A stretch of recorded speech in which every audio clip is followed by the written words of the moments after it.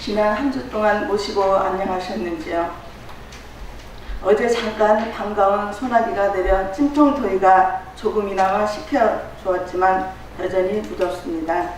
적어도 8월 초순이 넘어갈 때까지 대략 보름 정도는 더위와 싸움이 지속될 것으로 같습니다. 내마침 전국의 수도원에서 학예 수료원 일정이 속속 전해오고 있는데 이 프로그램에 참여하는 것도 더위를 잘 극복할 수 있는 하나의 방법이 아닐까 생각해 봅니다. 오늘 저는 두 번째 설교인데요. 설교라고 생각하지 말고 같이 생각해 보는 시간을 갖도록 해 보겠습니다. 우리 도가의 가정의 건강과 행운이 늘 함께하면서 하늘님과 스승님의 감흥을 항상 받기를 신고드립니다. 교훈가에 보면 무국한 인의 도는 내 안이 가르쳐도 운수 있는 그 사람은 차차차차 받아다가 차차차차 가르치니라는 말씀이 나옵니다. 우리는 이미 부모로부터 받았던 스스로 찾아왔던 천도교를 만난 것부터 우리는 운수 있는 사람들입니다. 일일이 가르치거나 받지 아니해도 하늘님 모심을 깨달아 극진히 하늘님 스승님을 위하면 만사여야 한다고 만사가 저절로 이루어진다고 했습니다. 그래서 우리 천도교인들은 아무 걱정할 일이 없다고 저는 생각합니다. 해월 신사님께서 말씀하셨습니다. 이제로부터 부인 도통이 많이 나리라. 이것은 일남 부녀에 피는 운이다. 해월 신사님께서는 동학교단 내에서 여성의 역할을 소중히 여겨 하신 말씀으로 남자 1명 도통할 때 여성은 9명 도통한다는 말입니다. 해월 신사께서는 앞으로 우리 교중에 10만 명 이상 지도할 부인이 10여 명 나올 것이다. 부인 1명이 남자 1000명을 살릴 수 있는 때가 돌아온다고 했습니다. 왜 이런 말씀을 하셨을까요? 다른 분이라면 몰라도 스승님께서 대체 무슨 근거로 이런 말씀을 하셨는지 궁금하지 않을 수 없습니다. 아무 말씀이나 하실 리는 없으므로 우리는 그 연유를 찾지 않을 수가 없습니다. 대신사께서 득도한 후 제일 먼저 부인에게 도를 전한 다음에 호독에 착수했습니다. 박씨 사모님께서 제일 먼저 도를 권하고 여종 두 사람 중 한 사람은 며느리로 한 사람은 수양딸로 삼은이라는 아주 유명한 얘기입니다. 대신사께서는 도를 깨달은 이후에 제일 먼저 부인에게 호독을 하였으니 이는 도를 펴고 세상을 건지려는 집안의 주인인 내수도에 도가 확립되어야 한다는 뜻을 우리에게 가르쳐 주신 것이죠. 해월 신사께서는 도가 통하고 통하지 못하는 것이 도시 부인에게 달려있다 하여 신이 내칙 내수도문을 지어 부인 수도를 권장하시면서 앞으로 우리 부인 도통이 나와서 많은 사람을 건지리라 예언하셨습니다. 해월 신사 당시에 어떤 도인이 아내가 내수도를 하지 않는다고 고백하자 딱 한마디만 하셨답니다. 타이르고 절하라. 그 도인은 아내에게 그날부터 절하기로 결심한 후 집에서도 절하는 것뿐 아니라 이웃에 가면 이웃까지 따라가서 절하고 물 길러 가면 우물까지 따라가서 절을 하니 그 부인도 감복해서 내수도를 잘했다고 하는 얘기가 전해 내려옵니다. 스승님께서 이렇듯 여성에게 많은 기대를 하며 예언까지 하신 이유는 아마도 수많은 기험했던 아구 운수에도 불구하고 나라를 지키고 백성을 편안히 하려 하기보다는 끊임없는 정쟁으로 국가를 혼란에 빠뜨리고서도 정신 차리지 못했던 유정자들에 대한 실망과 함께 존엄한 경우가 있지 않았나 생각합니다. 지금의 국내 정세를 보더라도 그 당시와 크게 다르지 않고 우리 천도교의 현황도 그리 녹록지 않습니다. 이제 우리 운수 있는 여성들이 나서야 할 때입니다. 공격적이고 지배적인 남성에서 포용 있고 배려 있는 여성적 사고로서 변화가 필요해졌습니다. 이리저리 치였던 우리 여성들은 어여삐 여기신 스승님의 가르침대로 우리 천도교를 단순하게 여성의 인격을 보장한다는 데 그치지 않고 오히려 여성을 대단히 중요하게 생각하며 여성이야말로 도를 이루고 덕을 세우는 주인으로 대합니다. 우리 여성들이 참고인으로 거듭나서 올바른 신앙의 모험이 되어야 하지 않을까요? 그동안 우리나라 가족 제도에도 많은 변화가 생겼습니다. 대가족 제도에서 핵가족 제도에서 핵가족 제도로 변화한 것이 엊그제 같은데, 이젠 1인 가구, 단독 가구 수가 늘어난다는 추세라고 합니다. 그러나 아무리 가족 제도가 변화해도 여성이 집안의 주인인 것은 변함없으며, 우리 교인의 수도의 표준이며 의무인 오간 실행에 있어서 청수, 성미, 기도, 상관이 여성의 역할이 없어서는 안 된다고 했습니다. 이제는 시일, 기도까지 포함 모든 부분에서 여성의 역할에 따라 도의 성과가 좌우되는 지경에 이르렀다고 아니할 수 없게 되었습니다. 아는 것이 힘이고 모든 일은 결코 아는 사람에 의해 결정됩니다. 아는 사람이 그 자리에 있으면 그 일은 그만큼 빠르게 이루어질 것입니다. 물론 안다는 것은 문자의 지식만이 아니라 지각의 지혜입니다. 지혜는 하느님이 인간에게 주신 소중한 성품임을 운수 있는 우리는 잘 알고 있습니다. 어떤 사람이 대신사님께 물었답니다. 이 세상에 많은 종교와 도덕이 있는데 어떤 것이 이치가 가장 크고 깊어서 세상을 가르침에 적당할까요? 대신사께서 대답하시기를 큰 것도 없고 작은 것도 깊은 것도 없느니라. 죽은 거에서는 아무런 문제 해결이 없으니 사자의 죽음이나 개의 죽음과 같다.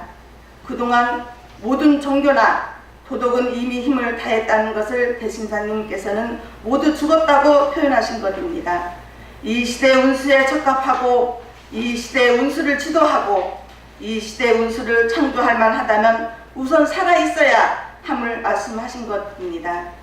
돈 많고 권세 많음이 문제가 아니고 살아있는 혼의 힘을 강조한 말씀이라고 합니다. 포덕이라는 말은 그대로 해석하면 덕을 편다는 뜻입니다. 즉 하느님의 덕을 온 세상에 넓게 편다는 뜻으로 이것은 우리 동학 천덕의 위대한 힘이며 운수 그 자체입니다. 천덕교를 신앙하는 우리는 이러한 새로운 운수에 참여하게 된 것, 천덕교인이 된 거에 기쁨과 긍지를 가지고 고마워하지만 우리뿐만 아니라 온 세상 사람들이 운수를 함께 할 수 있도록 포덕을 해야 합니다. 만일 천덕에서 포덕이 없다면 종단으로서 힘을 발휘할 수 없으며 또한 운수를 오랫동안 유지할 수도 없습니다. 나라를 정쟁에 빠지지 않도록 보호하고 백성을 편하게 한다는 보국 안면을 위한 기본이며 지상 천국 달성을 위한 천도교인의 지상 과학입니다. 원숭이들이 집단으로 서식하고 있는 어느 아프리카 정글에서 큰 화재가 발생했는데 며칠 동안 계속된 큰 불에서 수많은 생명이 안타깝게 사라져갔습니다. 화재가 끝난 건 아까운 수많은 생명이 사라진 이후였습니다. 죽어있는 원숭이 무리에서 아주 이상한 점을 발견되었는데 미처 피할 수 없는 하마에 모두 죽긴 죽었는데 그 모습이 달랐다는 것입니다. 어미 원숭이들은 새끼 원숭이들을 모두 껴안고 죽었는데 아비 원숭이들은 새끼 원숭이들을 모두 덮고 죽어 있다는 것입니다. 암컷인 엄마 원숭이의 모성이 아빠 원숭이의 구성과 이렇게 다르게 나타났다고 합니다.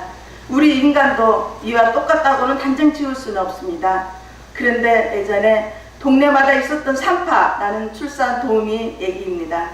임신부에게 하늘이 무슨 색깔이냐 묻고 파란색이라 하면 아직 멀었다고 가버리고 노란색이라 하면 곧 출산한다고 대기했었다고 하잖아요.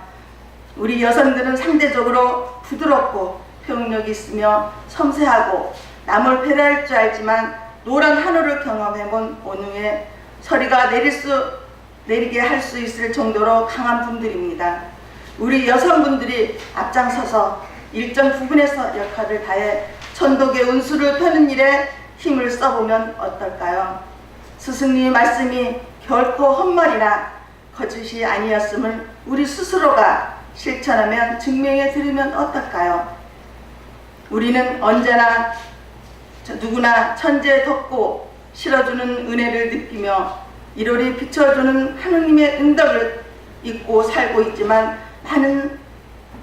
많은 시간 동안 하느님이 아닌 나를 중심으로 두고 나를 위주로 해 생활해 왔습니다. 나는 누구인가? 나는 어디서 와서 어디로 가는가에 대해 고민해 왔습니다.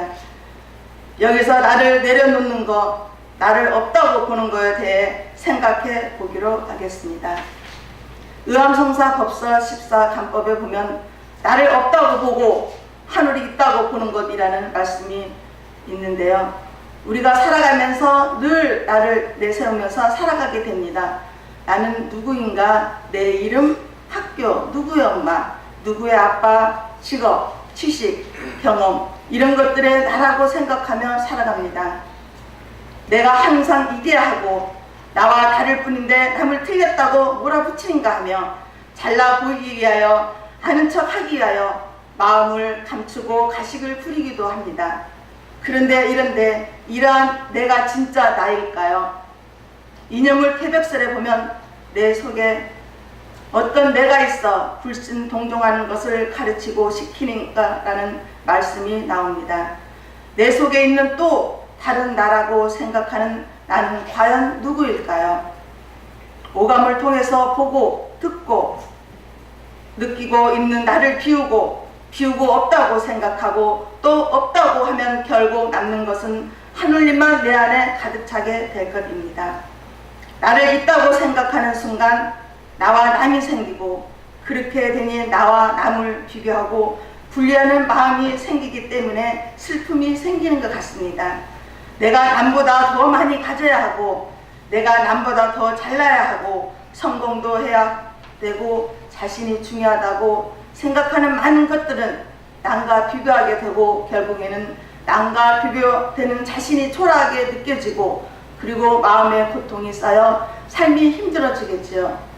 그런데 그러한 순간 나를 다 놓아버리면 나를 없다고 생각하는 순간 우리의 삶은 어떻게 변화가 될까요? 성공을 해도 좋고 실패를 해도 좋고 건강한 나도 좋고 아픈 나도 좋고 모든 것이 있는 그대로 받아들이고 사랑할 수 있는 여유와 감사함이 생겨 늘 기쁘게 생활하게 될 것입니다. 비로소 의암 선생님 말씀처럼 스스로를 높은 채 하는 마음을 모실 십자로 개벽할 수 있을 것입니다. 모실 십자로 개벽을 하면 저절로 공경하는 마음이 생겨나서 모시는 생활을 하게 될 것입니다. 하느님도 모시고 내 곁에 있는 가족들도 친구들도 그리고 모든 이들을 위하고 위하는 삶, 모시는 삶을 살게 될 테니 여기가 바로 지상 천국이겠죠. 우리 천도교당은 어느 것보다 따스하고 평온하며 정이 넘치는 지상 천국의 본당이어야 합니다. 한 주일 동안 사회에서 쌓였던 때가 깔끔히 씻어가는 그런 곳이어야 합니다. 나보다 하느님을 앞세우고 나보다 남을 내세우며 나의 허물을 인정할 줄 알고 남의 작은 티끌을 닦아주는 그런 교당이 되어야 합니다. 어린아이뿐만 아니라 80세든 90세든 아프고 어렵고 힘들 때는 자기도 모르게 엄마를 찾습니다. 저는 우리 천도교가 아프고 어렵고 힘든 모든 사람들이 언제나 찾을 수 있는 엄마 같은 종단이 되었으면 좋겠다고 기원합니다. 감사합니다.